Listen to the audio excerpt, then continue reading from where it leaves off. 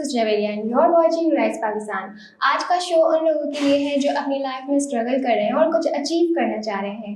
तो हमारे साथ वैसे ही गेस्ट मौजूद होते हैं, हम उन लोगों को बुलाते हैं जो अपनी लाइफ में कुछ अचीव कर चुके हैं। तो मिलते हैं हम अहमद कमाल से। अस्सलाम वालेकुम, कैसे हैं आप? वालेकुम अस्सलाम, कैसी हैं आप जोइए? मैं बिल्कुल ठीक हूँ। अच्छा अहमद कमाल, आप मुझे ये बताइए कि आपका जो कंपनी का नाम है टेट्रालिंक, तो वहाँ से आपने स्टार्टअप कहाँ से लिया? बेसिकली टेट्रालिंक का स्टार्ट ऐसे हुआ कि हमेशा से कुछ एक करने की वो थी, चाहत थी कि कुछ अपना स्टार्ट करें। मार्केट में थोड़ा सा गैप मिला, अमेज़ॉन का काम सीखने लगे, 2-3 कोर्सेज करे, फिर उसके बाद उस काम की थोड़ी प्रैक्टिस भी करी कहीं जाके। फिर सोचा कि चलो अपना करके देखते, फिर अपना काम स्टार्ट किया। और टेट्रालिंक बस ऐसे ही करते करते मार्केट में एक गैप नज़र आ रहा था कि मार्केट में ज़रूरत है एक ऐसी भी है सर्विसेज की जो खाली बातें ना करे, डिलीवर भी कर सके। तो इस तरह हमने मुझे पार्टनर मिला उज़ैफ़ा, उसके साथ मिलकर हमने ये इनिशिएट लिया और टेट्रालिंक स्टार्ट कर दिया। पिछले 2 साल से हम मार्केट में हैं और हमारे मल्टीपल अकाउंट्स हैं, इन्वेस्टर्स हैं, उनके लिए हम अमेज़ॉन होलसेल कर रहे हैं बेसिकली। और हम जो ब्रांड्स हैं पाकिस्तान के उनको भी अप्रोच करते हैं कि वो यूएस में ले जाके हम उन्हें सेल कर सकें उनके प्रोडक्ट को। तो ये ख्याल आपको कैसे आया? आपके माइंड में आया या उज़ैफ़ा आपका जो पार्टनर था उनका ये ख्याल था कि हमें ये टेट्रालिंक स्टार्ट करना चाहिए? बेसिकली माइंड में तो मेरे था, मुझे बहुत टाइम से कुछ अपना स्टार्ट करना था। एक स्टेबल जॉब में था इससे पहले मैं, और मतलब आराम से जॉब चल रही थी, काम हो रहा था, पर ये था कि कुछ अपना बनाऊं, कुछ अपना करें, ऐसा जो अपना कहला सके, मतलब जो अचीवमेंट, बेसिकली जो बंदा एक अचीवमेंट चाह रहा होता है वो बन सके। तो उसके लिए हम मेहनत कर रहे थे, कोशिश कर रहे थे, मल्टीपल कामों में पहले इन्वॉल्व हुए, पहले कुछ करा, फिर अमेज़ॉन की तरफ आए। तो उसमें एक नज़र आया कि इसमें स्कोप है और मार्केट में भी गैप है, स्कोप भी है और लोगों को ज़रूरत भी है। बहुत सारे इन्वेस्टर यूएस में ऐसे हैं, बहुत सारे अमेज़ॉन सेलर ऐसे हैं जिन्हें एक अच्छी वी एजेंसी की ज़रूरत है। वरना मोस्टली जो हम वीएस देखते हैं वो क्या करते हैं, वो आपके पैसे को अपना पैसा समझ के इस्तेमाल नहीं करते। वो बस आपने पैसे लगाए में और वो उस पर सेलिंग और परचेजिंग कर रहे हैं, काउंटरफीट प्रोडक्ट ले रहे हैं, सेल कर रहे हैं, और अमेज़ॉन की वायलेशन आ रही है तो वो भाग जाते हैं। तो इस तरह करके एक मार्केट में गैप तो बड़ा था जिसमें एक अच्छी वी एजेंसी की ज़रूरत थी। तो अल्हम्दुलिल्लाह हमने कोशिश करी, मेहनत करी, हमने सोचा कि हम किसी को ऐसी चीज़ नहीं देंगे, मतलब किसी के साथ किसी के पैसे को मिसयूज़ नहीं करेंगे। बिल्कुल सही वर्ड आपने यूज़ करा कि मिसयूज़ नहीं करेंगे, या उसके पैसे को ऐसे यूज़ नहीं करेंगे कि बस हाँ सही है किसी का पैसा उठाओ कुछ भी खरीदो। तो हमने कोशिश यही करी कि अच्छी चीज़ डिलीवर कर सकें, अच्छे ब्रांड्स की तरफ जाएं। और फिर अल्हम्दुलिल्लाह उज़ैफ़ा के साथ मेरी बात हुई, उज़ैफ़ा मिला मुझे, तो उज़ैफ़ा से मैंने बात करी कि ये प्लान है मेरा, तुम्हारा इरादा है मेरे साथ काम करने का? उसने कहा अहमद भाई मैं आपके साथ काम करूँगा, और हमने ये इनिशिएट लिया। ठीक है, वेरी नाइस। अच्छा, तो ये जो आइडिया है ये साइड प्रोजेक्ट है जो आपका बिजनेस है या मेन सोर्स ऑफ इनकम है? नहीं, basically Amazon main source of income है। साइड बिजनेस हम इसे इसलिए नहीं ले सकते, ये बहुत डेडिकेशन का काम है। इसमें टीम मैनेजमेंट ज़रूरी है, आपके पास अच्छे अमेज़ॉन अकाउंट मैनेजर होने चाहिए, आपके पास अच्छी अप्रूवल की टीम होनी चाहिए जो अच्छे ब्रांड्स के साथ कोऑर्डिनेट कर सके यूएस में, और उनसे बोल सके कि भाई आप हमें अपने प्रोडक्ट सेल करने की इजाज़त दें। तो आपको बहुत ज़्यादा मतलब ये आपका लेंथी काम है, ऐसा नहीं है कि मतलब कि बहुत इजी और बहुत कोई आसान काम है। इसमें अलग अलग टीम्स हैं, प्रोडक्ट हंटिंग की टीम्स है जिसमें वो प्रोडक्ट निकालते कि ये प्रोडक्ट हमारे लिए वायबल है या नहीं है, इस पर हमें प्रॉफिट होगा या नहीं होगा। ये सब चीज़ें कैलकुलेशन से होती हैं। हम कैलकुलेशन जब नहीं करते, अगर कोई भी मतलब प्रोडक्ट तो मार्केट में बहुत सारे हैं, पर अगर आपकी कैलकुलेशन अच्छी नहीं है तो आप समझे फिर आप फेल है। कि आप प्रोडक्ट मंगाएंगे और अमेज़ॉन पे लाइव करेंगे, अगर आपकी कैलकुलेशन अच्छी नहीं है, उसके पैसे थोड़े से डाउन हो गए तो आपको वो लॉस है। आप उस इन्वेंट्री का क्या करेंगे? फिर आपको लॉस में बेचनी पड़ेगी। ये है मामला। सही है। तो ये जो आइडिया है आपका, ये आपने स्टार्ट कैसे किया? जैसे मेरा कहने का मकसद ये है कि ये कोई प्रॉब्लम आपने फेस की कि आपने सोचा कि मुझे अब अपना काम स्टार्ट करना चाहिए? अच्छा, प्रॉब्लम तो ऐसी कोई फेस नहीं करनी पड़ी। मेरे एक मेंटोर भी हैं और मेरे बड़े करीबी हैं मेरे अंकल हैं, तो उनका था अमेज़ॉन का काम।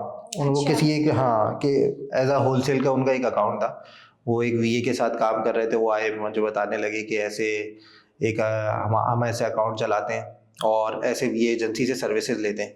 अच्छा, मेरा बैकग्राउंड आईटी का था, तो मैंने कहा चले मैं देखता हूँ कि क्या कर सकता हूँ इसमें।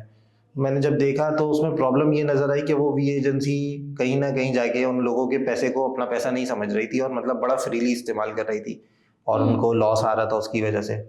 तो उस पर वर्किंग शुरू करी, काम करना शुरू करा, थोड़ा देखा कि और चीज़ें बेहतर कैसे हो सकती हैं, क्या चीज़ को हम इंट्रोड्यूस कराएं, क्या चीज़ को हम माइनस करें।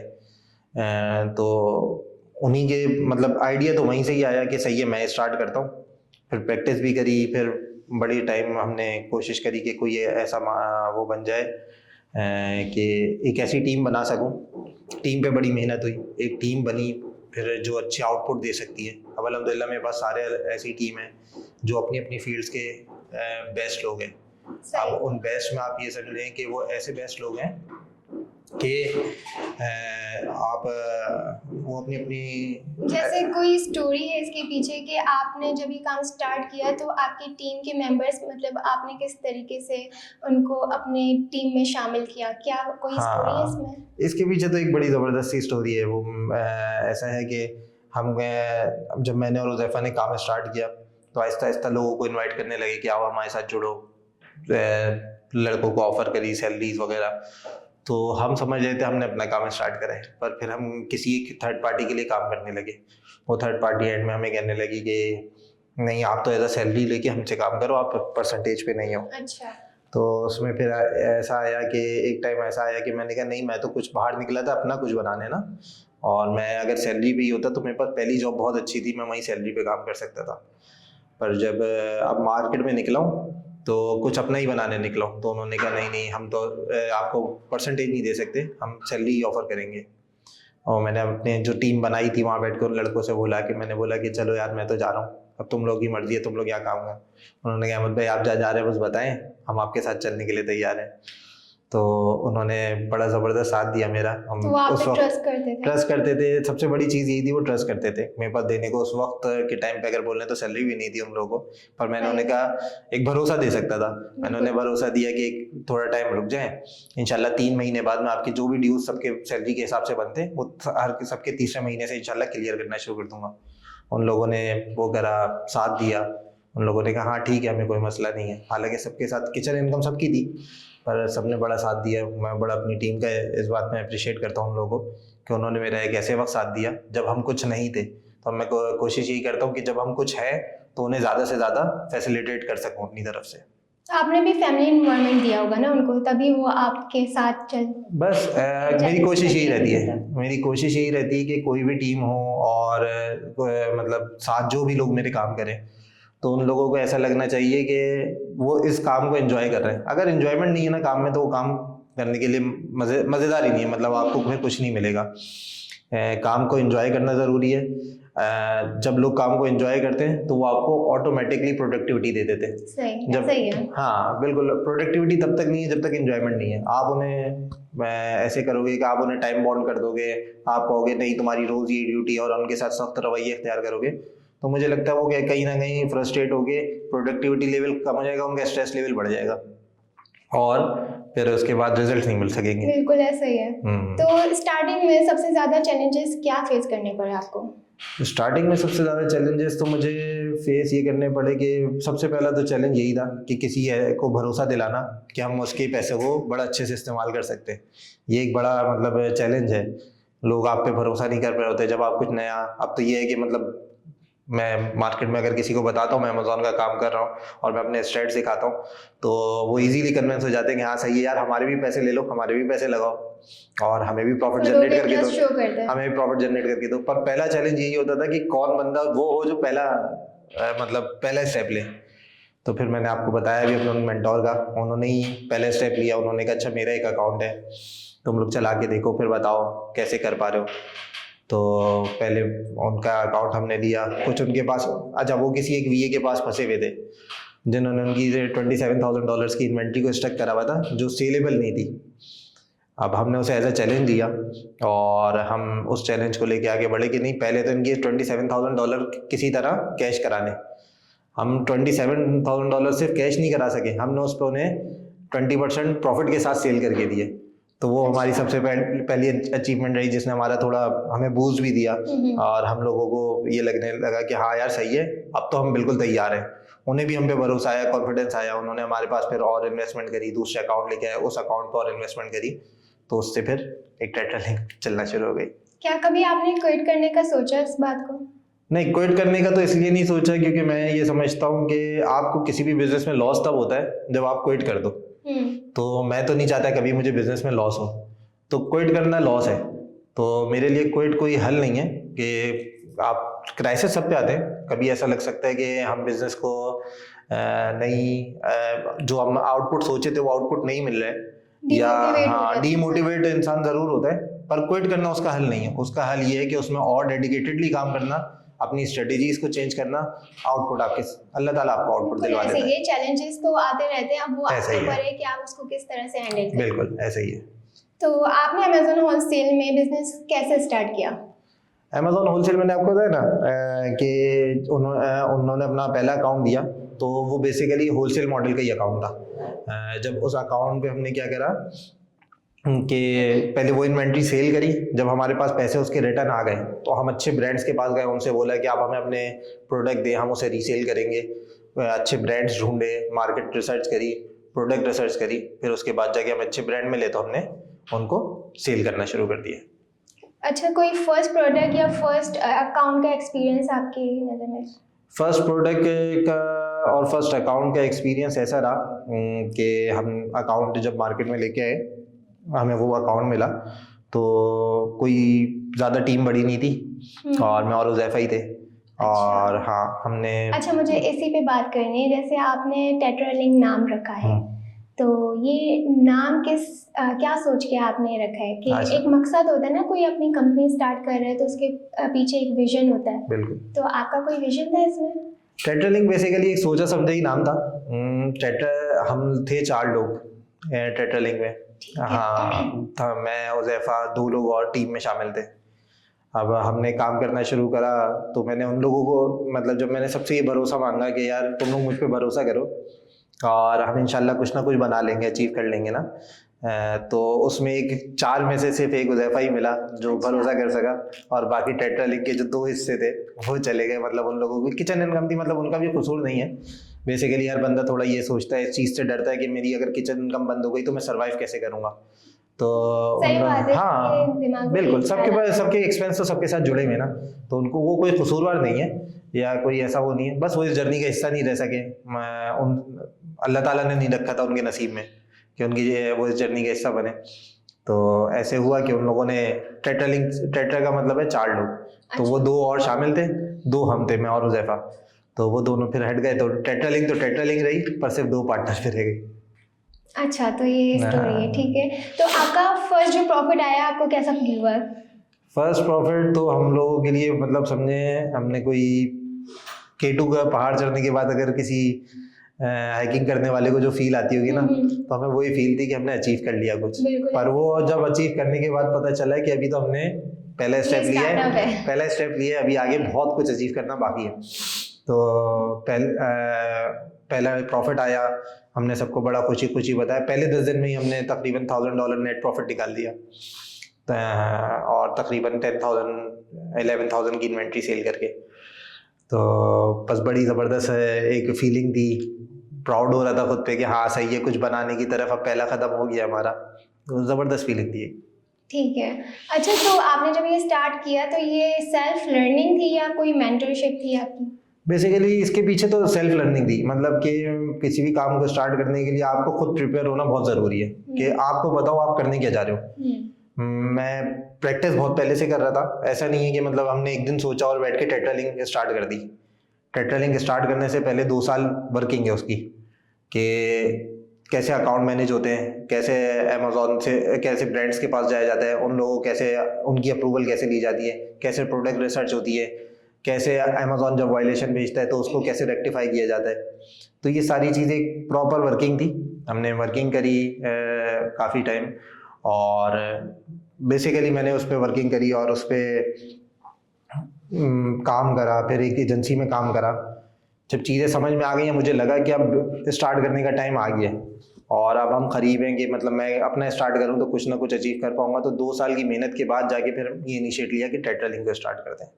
तो टेट्रा लिंक के ज़रिए आप कौन सी सर्विसेज प्रोवाइड करते हैं? अच्छा, हम सर्विसेज मल्टीपल सर्विसेज अभी टेट्रा लिंक की अम्ब्रेला के अंडर हम प्रोवाइड कर रहे हैं। बेसिकली अमेजॉन होलसेल भी हम कर रहे हैं, अमेजॉन प्राइवेट लेबल कर रहे हैं। जो लोग अपने ब्रांड बनाना चाहते हैं और यूएस मार्केट में अपना ब्रांड बनाना चाहते हैं तो हम उनकी हेल्प करते हैं। और हम उसमें फिर जो इस्टेब्लिश ब्रांड है उन इस्टेब्लिश ब्रांड को हम अकाउंट मैनेजमेंट की सर्विसेज देते हैं कि वो अपना अकाउंट हमसे मैनेज करवाएं और हम उन्हें यूएस में स्केल करें। बहुत सारे इस्टेब्लिश ब्रांड हैं जिनके अपने स्टोर फ्रंट नहीं है, उनको बेच रहे हैं दूसरे सेलर, जैसे होलसेलर। हम होलसेलर है ना, जैसे अमेजॉन होलसेल, तो हम बेच रहे हैं, खुद ब्रांड खुद आके नहीं बेच रहा। तो हम उन ब्रांड को भी सर्विसेज देते हैं कि ब्रांड चाहे तो हम उनके अकाउंट भी मैनेज कर सकते हैं। और उसके अलावा पाकिस्तानी ब्रांड को हम बड़ा वो कर रहे हैं, इनकरेज कर रहे हैं कि वो हमारे साथ यूएस में चले। बहुत बड़ी मार्केट है, बहुत मल्टीपल सेलिंग है। और अगर आप देखेंगे तो एक एक प्रोडक्ट की, अगर वो प्रोडक्ट अच्छा है और उसमें बड़ी जान है प्रोडक्ट में, तो प्रोडक्ट की सेल 10-10 हज़ार 20-20 हज़ार सेल होना पर मंथ कोई बात ही नहीं है, एक एक प्रोडक्ट की सेल होना।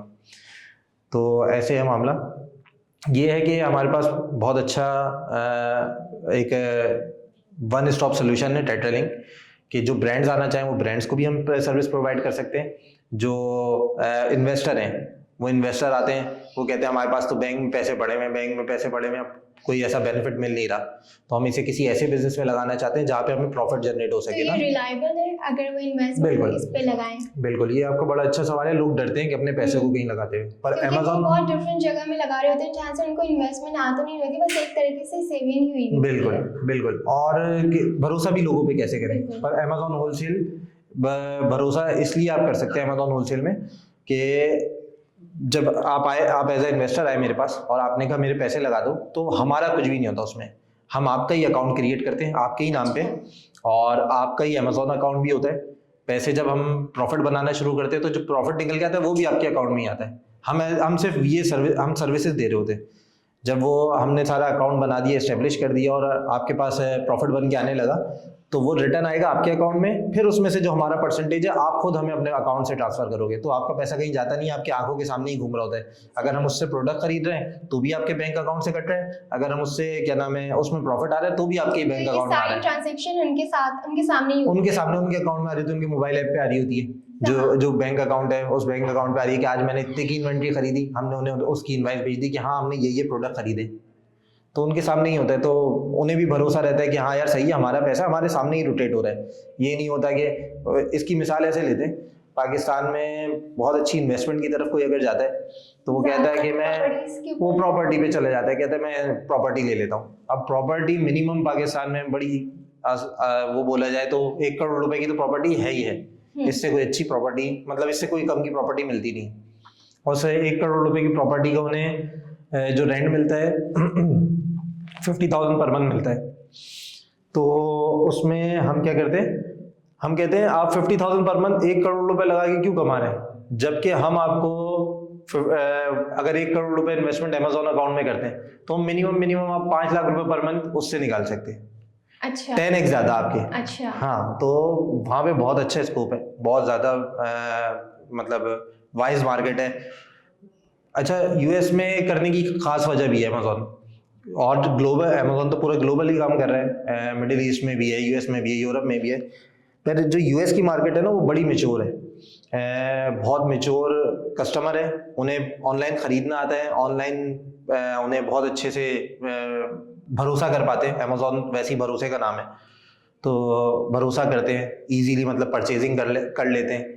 और कंज्यूमर तो वो बहुत अच्छे, मतलब आप अगर एक प्रोडक्ट लेके आए, मैं ये कप मार्केट में लेके गया तो वहाँ पे वो देखेंगे कि कंपैरिजन में बहुत कप है, मतलब बहुत सारे लोग कप बेच रहे हैं। हाँ। पर आपके कप को भी लाजमी सी बात है, वहाँ पे क्लाइंट बहुत ज्यादा है तो आपके कप पे भी सेल जरूर है अगर आपकी टीम अच्छी है। टीम पे बहुत डिपेंड करता है। मेरा भी यही एक माइंड में ख्याल आया था, क्योंकि जो प्रोडक्ट अमेजोन में सेल हो रही होती है वो तो नॉर्मली भी मिल जाती है। बिल्कुल तो ऐसा ही है। अमेजोन में ऐसी क्या खास बात है जो वहाँ से लोग परचेज करते हैं? हाँ, इसका हम ऐसे कह लेते हैं कि यूएस में ना स्टोर्स बहुत करीब नहीं है, मतलब डिस्टेंस पे होते हैं, मतलब कि जहाँ एक तरफ रेजिडेंशियल आबादी है फिर स्टोर कहीं जाके कमर्शियल एरिया में, तो वो लोग एक तो पहले ही ऑनलाइन परचेजिंग करना, उन्हें भरोसा रहता है कि हाँ हम रिटर्न भी कर सकते हैं, रिफंड भी कर सकते हैं, घर बैठे हमें प्रोडक्ट आ रहा है, एक दिन में 2 दिन में डिलीवर हो जाता है, और अगर उसमें कोई मसला आए तो इजीली रिटर्न बहुत भी है, सारी चीजें आसान हो गई हैं, इजीली लोगों को रिटर्न भी जाने की है, भी जरूरत नहीं होती। बिल्कुल इजीली रिटर्न भी है।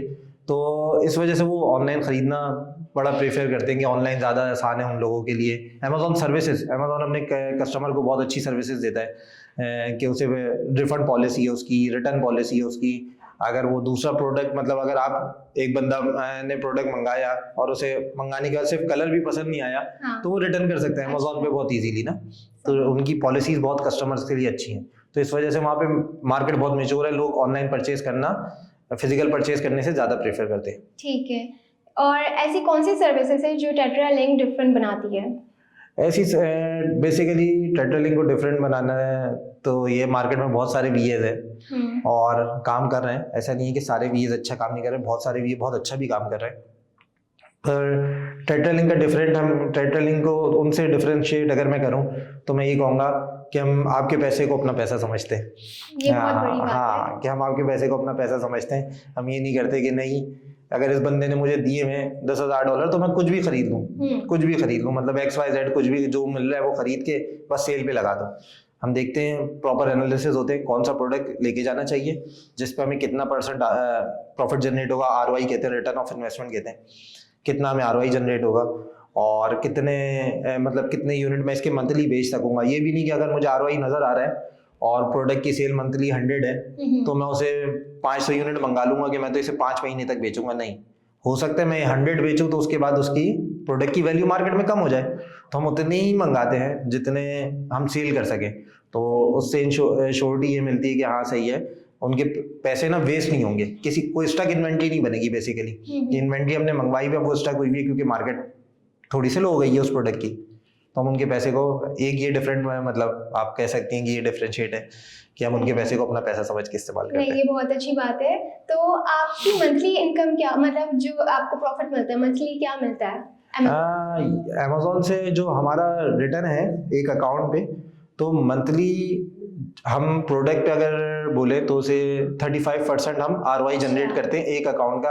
अगर वो सेल कर रहा है $10,000 की तो वो उस पर प्रॉफिट कमा लेगा $3,500 सही नेट प्रॉफिट। अच्छा, ये नेट प्रॉफिट है। और इन्वेस्टर को जो जिसने इन्वेस्ट किया होता है, ये इन्वेस्टर की पॉइंट ऑफ व्यू से बता रहा हूँ मैं। अच्छा। कि उसे 35% मिल जाएगा, $3,500 उसे ग्रॉस प्रॉफिट मिल जाएगा, नेट प्रॉफिट नहीं, ग्रॉस प्रॉफिट मिलेगा। उसके बाद उसके रिटर्न काउंट होंगे, उसके रिफंड काउंट होंगे, तो वो जाके 20% पे उसका मंथली रिटर्न ऑफ इन्वेस्टमेंट होता ही होता है। अच्छा बिल्कुल। अच्छा, उसमें से फिर हमारी परसेंटेज डिवाइड हुई होती है हमारी और इन्वेस्टर की। अब उस पर डिपेंड करता है कि कौन कितनी अच्छी इन्वेस्टमेंट लेके आ रहा है। जो बहुत अच्छी इन्वेस्टमेंट लेके आ रहा है हम उसके साथ थोड़ी कम परसेंटेज पे भी काम कर लेते हैं, पर जो थोड़े नॉर्मल इन्वेस्टमेंट है जिससे मतलब हमारी टीम के एक्सपेंस निकल सके तो हम सिर्फ उतनी परसेंटेज पे ही फिर उसके साथ जाते हैं कि हमारी टीम के एक्सपेंस निकल सके। क्योंकि एक अकाउंट के साथ मुझे टीम में 3 लोगों की जरूरत पड़ती है। मुझे अकाउंट मैनेजर भी चाहिए, मुझे उसकी ब्रांड का, उसके लिए ब्रांड की अप्रूवल लेने वाला बंदा भी चाहिए, और उसके लिए जो उसके प्रोडक्ट निकाल सके प्रोडक्ट हंटिंग का भी। तो मुझे टीम को एक्सपेंड करना पड़ता है एक नए इन्वेस्टर के आने के साथ। रिसर्च भी तो ज्यादा इम्पोर्टेंट होती है। बिल्कुल, हम रिसर्च है उसमें मैनेजमेंट है, बिल्कुल उसमें टीम मैनेजमेंट है, उसमें बहुत सारी चीजें आ जाती हैं। तो कोशिश यही रहती है कि एक अच्छी टीम बना सकें और किसी भी इन्वेस्टर को उसकी जो भी मतलब इन्वेस्टमेंट है उसके हिसाब से उसका रिटर्न दे सके। सही। तो आप अपनी टीम और वीएस को कैसे ट्रेन करते हैं? टीम और वीएस को ट्रेन करना, तो हम इसे अगर सिंपल वर्डिंग में लें तो ऐसा है कि बेसिकली मैं उनका बॉस नहीं बनता, मैं उनका लीडर बनकर के साथ चलता हूँ कि हाँ सही है, बैठो मेरे साथ, जो चीज़ है डिस्कशन से हम हल कर सकते हैं। कोई हर्डल आ रही है हम उसे डिस्कस कर सकते हैं, कोई नई स्ट्रेटेजीज जो है कर सकते हैं। पहले तो सिंपल बेसिक स्टेप सबके बराबर है कि हमने कौन से प्रोडक्ट निकालने हैं जिनकी मंथली सेल्स अच्छी हो, फिर उसके बाद उस पर हमारा रिटर्न अच्छा आता हो। ऐसे प्रोडक्ट की तरफ ना जाए जो पहले तो हराम प्रोडक्ट की तरफ ना जाए, क्योंकि हराम प्रोडक्ट की सेलिंग भी हम हराम समझते हैं, मतलब कि उसका आया हुआ प्रॉफिट ना, हराम प्रोडक्ट से बचते।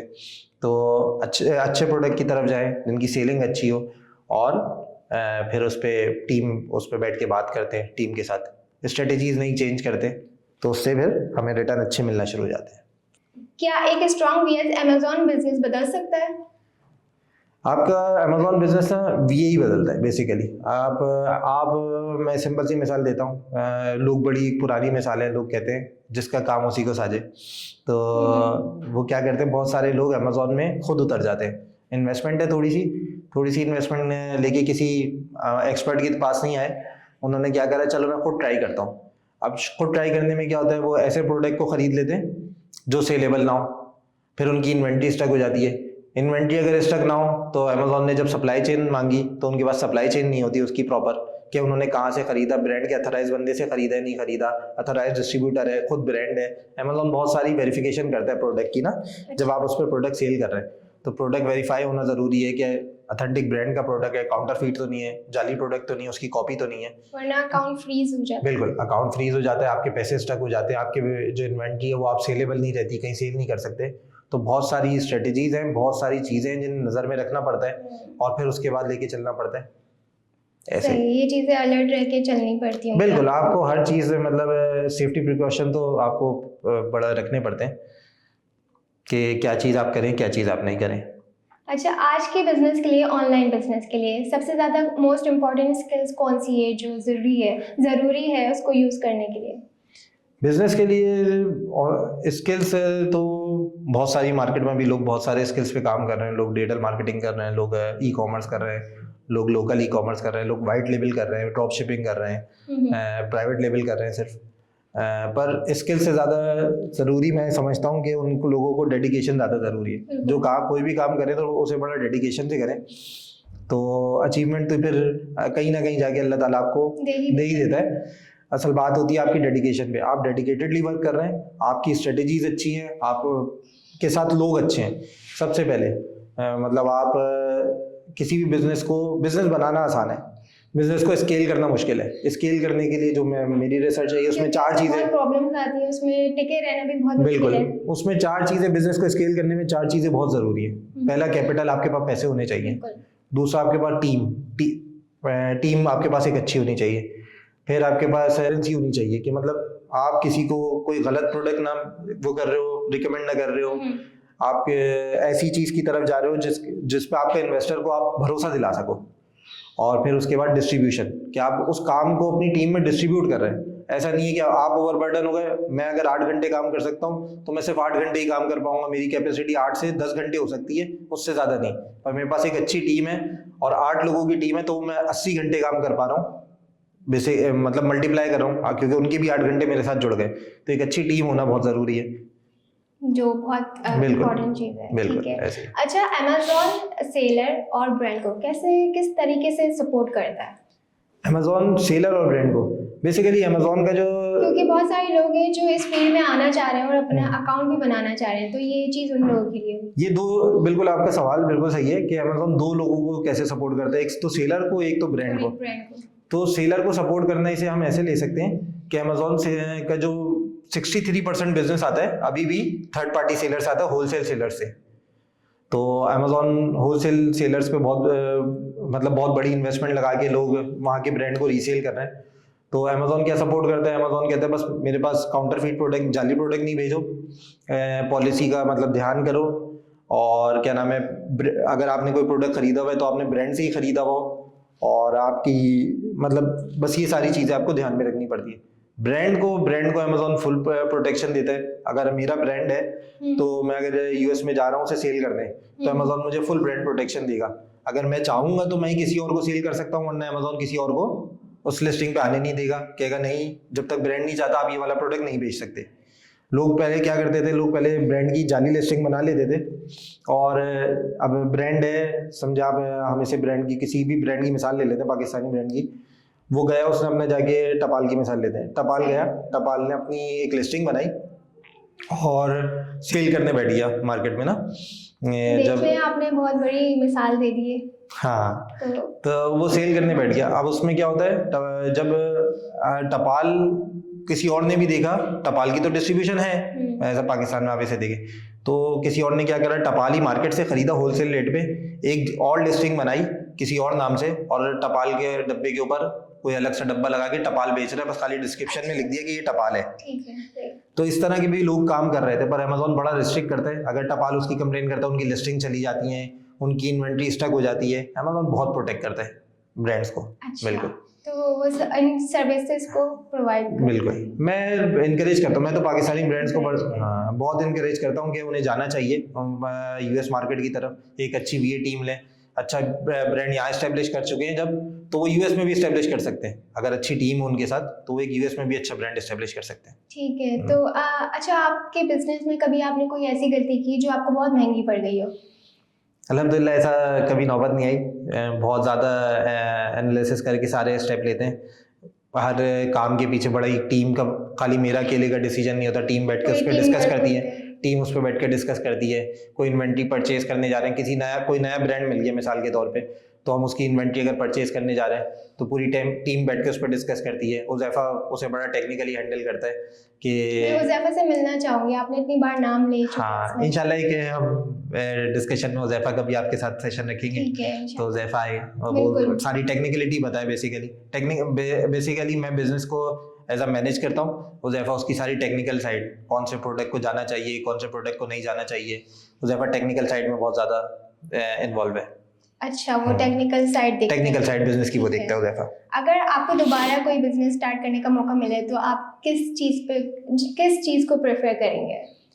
मैं दोबारा भी अमेज़ॉन को ही प्रेफर करूँगा। अच्छा, क्यों? हाँ, क्योंकि अमेज़ॉन आप मतलब मैं शायद बयान भी नहीं कर पाऊँ कि इतनी वाइज मार्केट है, अच्छा। और उसमें बहुत ज़्यादा काम करने को, बहुत ज़्यादा, क्योंकि क्लाइंट बहुत ज़्यादा है, उसके बाद कस्टमर बहुत ज़्यादा है। अब हम अगर पाकिस्तान में दराज की मिसाल लेते हैं, दराज के पास कस्टमर है पर उसके पास जो सेलर है ना, सेलर मैच्योर नहीं है, वो काउंटरफीट प्रोडक्ट दे रहे हैं। हम और आपका सबका एक्सपीरियंस रहा ही है कि हम यहाँ से ऑर्डर करते हैं, प्रोडक्ट हमारे पास क्या आता है, मतलब हमने कब मंगाया, इस शेप का, शेप ही दूसरा आ रहा है, छोटा आ रहा है, बड़ा आ रहा है, दिखाया कुछ है, दे कुछ रहे हैं। वहाँ पे ऐसा कुछ भी नहीं है, आपने जो दिखाना है देना वही है। कस्टमर ने कंप्लेन करी तो आपको रिफंड करना लाजमी है।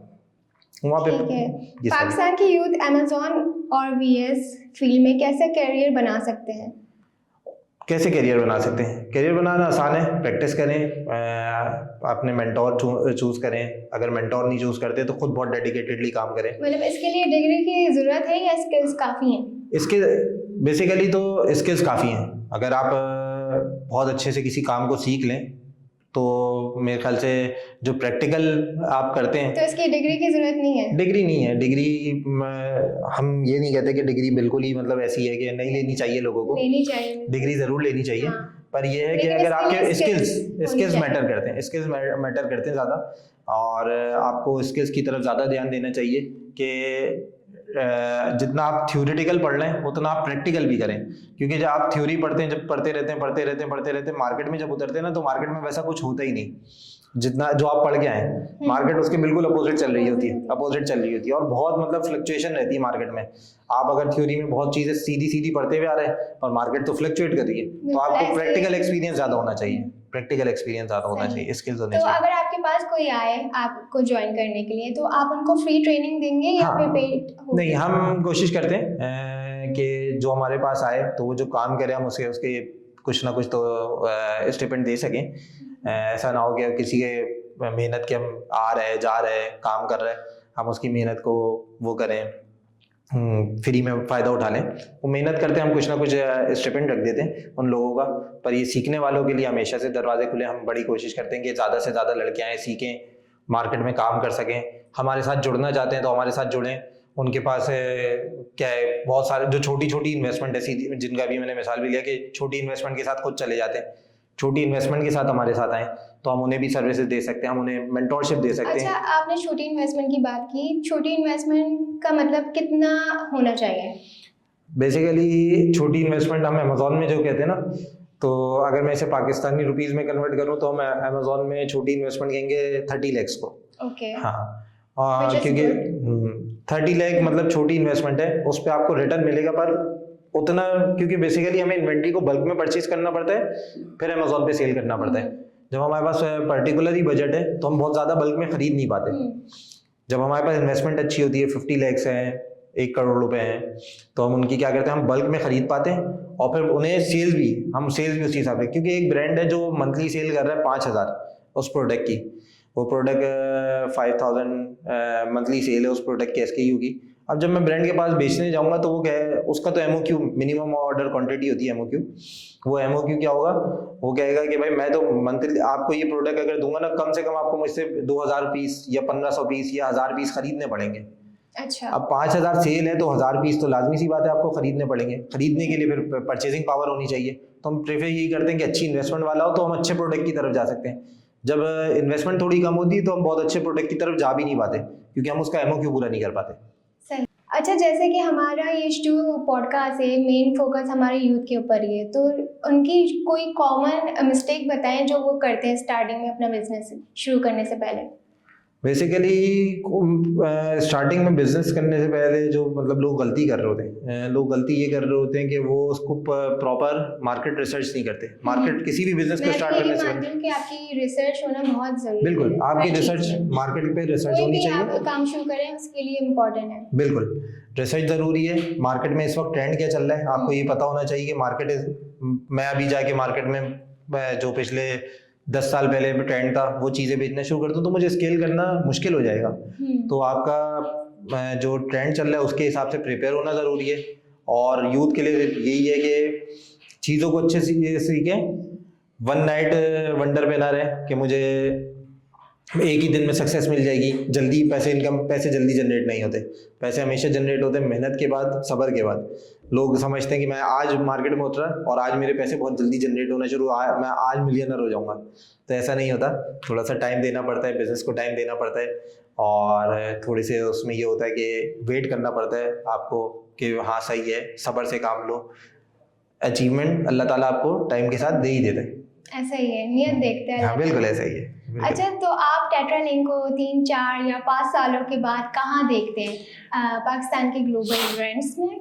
हाँ मैं ऐसे ही, मैं टेट्रालिंक को बहुत एक ऐसी कंपनी इंशाल्लाह देखता हूँ जो पाकिस्तान के ब्रांड्स के लिए समझे गोल्ड माइन होगी। लोग इसके पास आएंगे और हम पाकिस्तानी ब्रांड्स को यूएस में जाके डोमिनेट करा रहे होंगे। अच्छा। हाँ इंशाल्लाह मेरा इरादा यही है कि हम यहाँ के, मैं कुछ ब्रांड से बात भी कर रहा हूँ कि वो चलें यूएस में जाके एक्सप्लोर करें। बहुत मतलब स्टार्टिंग थोड़े से टाइम के बाद, क्योंकि पाकिस्तान में वो पहले ही अचीव कर चुके हैं। पाकिस्तान में वो ब्रांड है, यूएस में पाकिस्तानी लोग बहुत ज्यादा हैं जो उन्हें जानते हैं। हम शुरू में जाके थोड़ी सेल भी लेते हैं तो मार्केट में हमें एक गैप नजर आता है कि हर प्रोडक्ट के पीछे मार्केट में कुछ ना कुछ गैप है, कॉम्पिटिटर हैं। यूएस में हम उन्हें कहते हैं कि यूएस हमारे साथ चलें। हम यूएस में जाने के बाद उन्हें बहुत अच्छे से स्केल कर सकते हैं, बहुत अच्छे, क्योंकि वो एक प्रोडक्ट जब यहाँ लोगों को भरोसा दे चुके ना तो वो वहां भी दे सकते हैं। सिर्फ क्या है, पहला स्टेप लेना, वहां जाके सेलिंग करना, थोड़ा सा सब्र से काम लेना कि हाँ ब्रांड को बनने में, उन जिन्होंने भी पाकिस्तान में ब्रांड बनाया उन्हें पता है कि ब्रांड बनना थोड़ा सा लेंथी काम है, थोड़ा सा टाइम लेता है, टाइम टेकिंग है। 8 महीने 10 महीने का टाइम है। उसके पीछे पीपीसी वर्क है, मतलब उनके एडवर्टाइजमेंट है, उसके पीछे उनकी स्ट्रेटेजीज हैं, हम वो सब कर रहे होते हैं। पर वो क्या होता है, वो ब्रांड बहुत अच्छा जब पाकिस्तान में रिजल्ट दे सकता है तो वो यूएस में भी रिजल्ट दे सकता है। तो मैं उन्हें इनकरेज कर रहा हूँ कि वो हमसे आगे जुड़ें, हम उन्हें यूएस ले जा सकें, यूएस में जितना उन्होंने यहाँ अचीव करा वैसा यूएस में भी अचीव कर सकें। जैसे लोग यूएस का ब्रांड यहाँ देखते हैं और खुश हो जाते हैं कि यार ये देखो मैंने तो यूएस की चीज़ पहनी है, तो कल को ऐसा भी टाइम आए कि लोग यूएस में बैठे कह रहे हो कि यार ये देखो ये तो पाकिस्तान का ब्रांड पहना हुआ है। सही सोच है आपकी, अच्छी सोच है। अच्छा, मैं ये पूछना चाहूँगी कि जैसे आपने ये काम स्टार्ट किया तो इसका आपको फौरन से प्रॉफिट मिला है या फिर कोई टाइम टेकन है, मंथ्स लगे? अच्छा, अमेज़न आपने इन्वेस्ट किया होगा जाहिर है इसमें। अमेज़न होलसेल बेसिकली बहुत ज़्यादा मतलब टाइम टेकिंग नहीं है, इसमें छोटा सा गैप होता है। जब तक इन्वेंट्री आपकी रोटेशन में नहीं आती, आपकी इन्वेंट्री रोटेशन में ही आपको प्रॉफिट आना शुरू हो गया। जो हम प्राइवेट लेवल की बात कर रहे हैं, जो हम ब्रांड्स की बात कर रहे हैं, उन लोगों को प्रॉफिट लेने में थोड़ा सा टाइम लगता है। उसकी वजह ये होती है कि उन लोगों को पहले अपनी प्रेजेंस को जाहिर करना पड़ता है। होलसेल मॉडल में प्रेजेंस को जाहिर नहीं करना। मैं गया एक अच्छे एस्टेब्लिश ब्रांड के पास, मैंने बोला अपना जो चलता हुआ प्रोडक्ट है वो मुझे दे दें, आप 1000 यूनिट बेचना चाहते हैं, मैंने एडवांस में पेमेंट कर दी। उनकी लिस्टिंग बनी हुई है पहले से अमेज़न पे, हम गए उस लिस्टिंग पे जाके हम भी सेल करने बैठ गए। जैसे ही एक सेलर ने सेल करके उठा या उसका पास इन्वेंट्री खत्म हुई, हमारा नंबर आ गया, हमने बेचना शुरू कर दिया। तो उसमें आपको प्रॉफिट जल्दी जनरेट होना शुरू हो जाता है, अच्छा प्रॉफिट जनरेट होना शुरू हो जाता है। पर अगर आप ब्रांड बनाना चाहते हैं तो थोड़ा और ज़्यादा सब्र होना चाहिए। पर वो ब्रांड बन जाए तो वो तो गोल्ड माइन है। मतलब फिर आप एक उसका दफा नाम भी बन जाएगा। फिर तो मतलब आप फिर तो इन्वेंट्री आपके हाथ में है ना, बिल्कुल। आप जितना माल भेजें उतना आप सेल कर सकते हैं, स्केल कर सकते हैं। ठीक है। अच्छा जी, आपसे बात करके बहुत अच्छा लगा। थैंक यू सो मच, आप हमारे शो में आए और बहुत अच्छी अच्छी बातें की, और उम्मीद है कि देखने वालों ने आपसे बहुत कुछ सीखा होगा। Thank you so much Javeria, मुझे भी बहुत अच्छा लगा। और सबसे ज़रूरी तो आप लोगों का मुझे इनिशिएटिव बड़ा ज़बरदस्त लगा कि आप नई जनरेशन को एक पाथ दिखा रहे हैं कि वो किस तरफ आएँ और कैसे अपना कोई काम स्टार्ट कर सकते हैं, और उन लोगों को आपके ज़रिए मेंटोर मिल सकेंगे। कोई अगर ई-कॉमर्स में आना चाहता है तो हम उन्हें एज अ मेंटोर के सर्विसेज देने के लिए तैयार हैं, उनका मेंटोर बनने के लिए तैयार हैं। कोई और आप लोगों के पास लोग आएंगे तो आपके ज़रिए उन लोगों को मेंटोर भी मिल बिल्कुल, सकेंगे। हमारा बहुत अच्छा, मकसद भी यही है। बहुत अच्छा आप लोग वो है एक विजन है, और ऐसे आप ऐसे ही लेके चलती रहें। बहुत अच्छा लगा आपसे मिलकर। Thank you so much Javeria. Thank you so much आप लोग का देखने का, हमारे साथ जुड़े रहने के लिए, और नेक्स्ट एपिसोड देखने के लिए हमारे चैनल को सब्सक्राइब कीजिए, और मिलते हैं नेक्स्ट एपिसोड में। अपना बहुत सारा ख्याल रखिएगा। अल्लाह हाफिज़।